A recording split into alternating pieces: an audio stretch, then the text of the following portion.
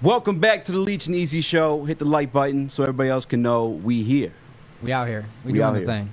No, but honestly, if you guys are watching on YouTube, Twitter, definitely YouTube and Facebook, hit the like button, man. Like, help us with the algorithm. We like our jobs, and we kind of want to keep them. Just saying. We definitely want to do some more of this. So hit that like button, hit the share button, tell your friends, tell your mom. Yeah. And if you don't, I ain't going to do shit. But speaking of people keeping their jobs, Jared Goff is he like on a tryout this year, you think, like with the Lions? Like, a lot of people referring to him as a bridge quarterback. People have us in like mock drafts taking, some of these quarterbacks coming in. What's your take on Goff this year, and are you looking at any of these college quarterbacks and hopeful that we get them? Look, I mean, it's plain and simple. The Lions kind of have a win-win situation this year, right? You traded away Stafford. You got a couple first-round picks back for him. You have your first pick coming in this year's draft. So I look at this as, like, if Goff goes out there and be successful, I mean, Brad Holmes looks like a genius, right? Yeah. But if he goes out there and struggles, Lions find themselves in the top 5 for the NFL draft this year, then you have to start looking at some of the names on the list. Like, are you going to go with Spencer Rattler? Are you going with Slovis from USC? Yeah. I think those are kind of the 1-2 guys that you have to pay attention to. But like I said, I don't like the slate for me on Jared Goff is clean right now. As he's gone to the Super Bowl. I get everyone loved Matthew Stafford here. I love Matthew Stafford, but he never won a playoff game. We got a quarterback here that's won multiple playoff games. Let's get an update on our quarterback with my man, Everything King. He's live at training camp right now. What up, though, King? What's going on, fellas? Live here at camp. Had a pretty good day here at camp. Didn't really see any long balls today from Jared Goff like I wanted to, but we got some pretty good passes across the middle. T.J. Hockenson looked like it's going to be his bread and butter this season, so not bad. How are they looking up against that first-team defense? Are they able to move the ball, or is it still looking kind of – because I know early reports is looking kind of sloppy from what you were telling me too. Yeah, a lot of drop passes today from the receiving core. That continues to be a big concern, man. The receiving core is we're trying to find that guy, that guy that he's comfortable with. But, like I said, a lot of passes to TJ, a lot of passes in the flats and to the running backs, and that's about it. Yeah, King, how is that defense approaching the Hockenson? Are they blanketing him with the safety over the top? Is it double coverage, or what are they what's the strategy they're going with? I haven't really seen double coverage when it comes to Hockenson. Hockenson is, I honestly don't think they're giving it everything they got right now. I think it's just a show for the fans, to be honest. You can tell that they're holding back a lot. But yeah, I haven't really seen double coverage for Hockenson. Okay. So I wonder if but you think they would do that in practice though? Because they're not game planning a double coverage our own tight end though. You know what I'm saying? They're probably running their schemes. Yeah, and it's not. I haven't seen enough to really get a good measurement. I've seen a lot of short passes, I've been here all week. A lot of short passes, 5-yarders, cuts across the middle. That's about it. As far as guys getting down the field in the passing game, it was a point today where the crowd was actually cheering. They were chanting Jared Goff's name because they wanted to see him throw the ball. So we got a lot from the backup quarterbacks today. Because speaking of the backup quarterbacks, our guy Corey Woods is telling me that Tim Boyle's looking nice in the deep ball. Dave Burkett even went and wrote an article about him. Is it because before when we signed him, by the way, Nick, I don't know if you saw this. I think I texted to you last night. There was a Packers reporter who said, "Don't be surprised if you uproot Goff for the starting job." Is it looking that way? Like, is it really like that out there right now? I'm not going to believe that. Okay. I mean, let's be serious here, but yes, he has been the guy that has been feeding my hunger for some long ball activity. He's been looking pretty good. Also, another note is as far as the receiving core, Bolden's been making his name though. He's the guy that I've been seeing during this weekend camp that's been catching long balls. Okay, but that's from backup guy, right? Not Goff. Yeah, backup guy. Yeah, because Goff ain't going long. We know that. Do you think we're getting too far? Like camp just started. Do you think everyone's kind of getting too far ahead of themselves when they're kind of going at Goff and what they've seen thus far in camp? Absolutely. Yeah. Like I said, for people like me that's here, we're at camp all the time every year. We know what's for show and what's what's really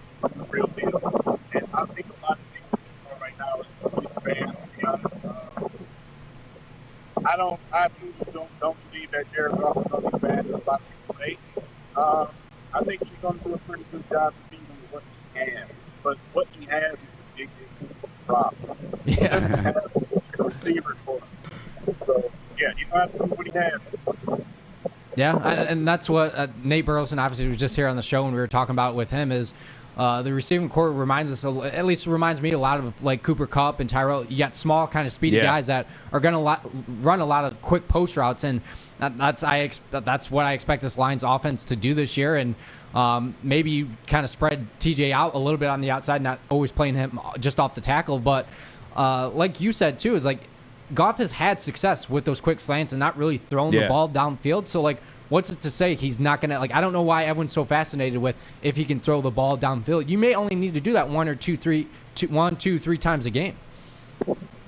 Yeah, absolutely. And, you know, another thing that he has in his back pocket is that running back core has been really impressive this count. Hell yeah. Really impressive this count. So they're going to help a lot, you know, catching the ball. But at the same time, those guys are finding some good gaps, man. And I'm very impressed with that running back core. I'm looking forward to seeing them. Now, with the Lions finishing 32 last year in defense, we can only go up. How they looking, man? Defense looks great. Let's go. You know, boneheaded little things by Cooter today. A lot of people had a problem with him missing the tackle, but I mean, come on, it's practice. Yeah. But the defensive line today, man, you know, Flowers looks in supreme condition. He looks ready to go. He looks ready to go. He was making Taylor Decker look pretty bad when he was practicing. That's a guy. Him and Jamie Collins, I really believe are kind of going to take a step up and really lead this defense to a lot better fortunes this year compared to what we had, because obviously we know the guy in charge last year was probably micromanaging the hell out of that, not really letting those guys do what they want. I fully expect Aaron Glenn to kind of let those boys do what they do best and just be dogs. Yeah, they definitely we got an opportunity to see a good close up of the offensive line and the defensive line today, and you know, as far as the offensive line go, I was pretty impressed, you know, with the offensive line, but those edges, like I said, Taylor Decker was getting abused by Trey Flowers today, but Jonah Jackson looked like a man today. He was manhandling everybody who came in his direction, and as far as Panay Sewell, you know, Flowers hit him with a spin move, but other than Flowers that, nice though. like a powerhouse. Yeah, but he looked like a powerhouse other than that. And you know, Panay Sewell's a big kid, man. He's powerful. But yeah, you know, being ready for those swim moves and those spin moves, you know, they'll work with it. They'll get it. Yeah, Guy, real quick, because we invested heavily in that defensive tackle position this year in the draft, back-to-back picks. How are those guys looking? Great, man. Strong, powerful. You know, like I said, it's not just them. It's the linebacker core looks pretty impressive right now. Wow. Like I mentioned in one of my videos, man, Pittman's been very impressive. He did get the pick earlier this week. He also almost had another pick the next day, but he just didn't hold on to the ball. So I was actually surprised with the linebacker core too. King, you know we got a group chat, man. Why don't you send me none of this stuff, man? Listen, man.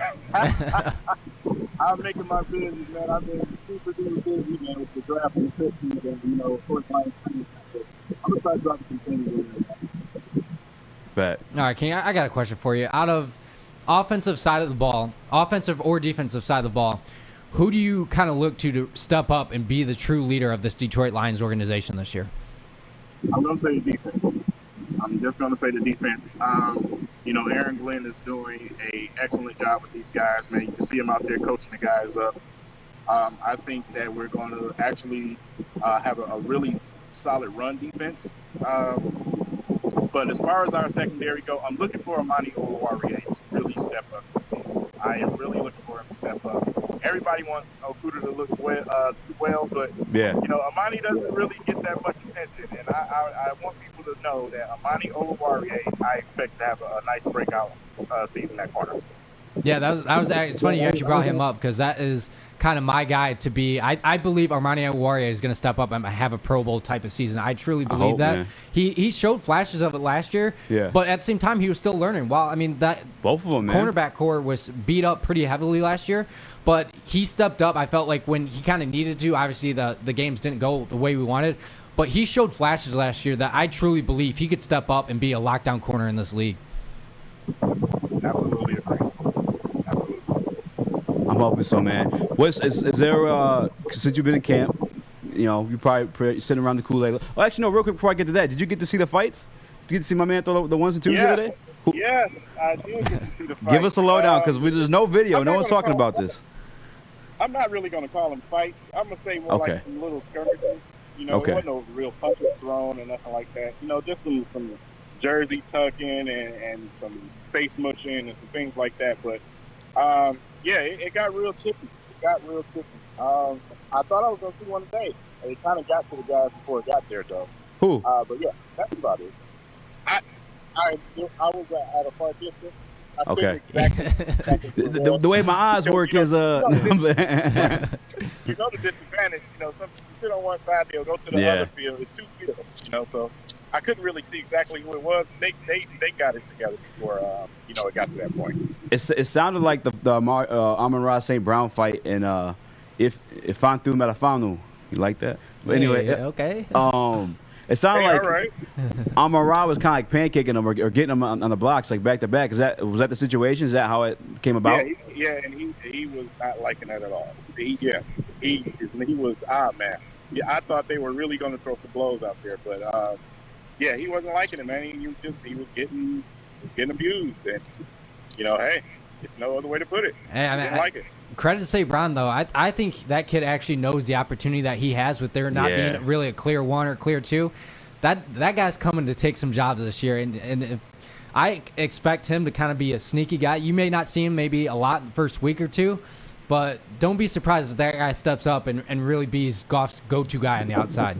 Is he practicing with the ones, Amon-Ra? Here and there. Okay. It's a lot of mixing. To be honest, you see TJ over there with second unit today working for a short period. It's been a lot of mixing going on. It hasn't just been first team, second team. They've been mixing the guys. Okay. All right, King. We gotta pay the bills around here. I gotta run an ad. I appreciate you tapping in, man. You know, if you have videos, you can send them to the group chat. We got that thing going on. You know what I'm saying? So, whatever, man. I appreciate you coming through, though. All right. Appreciate you guys. Thank you. All right, King. Appreciate you. All right. When we get back, we will finish off the rest of the schedule. What's cooking up next, Nick? We're going to get into a little bit of NBA, or excuse me, not NBA talk, but a little Michigan State preview. Let's get it. Woodward Sports. Hi, I'm David Hall from Hall Financial. With historically low interest rates and 5-star service, you could pay your mortgage off faster without increasing your monthly payment. Get started now at 248-308-5000 or chat with us online. Call hallfirst.com.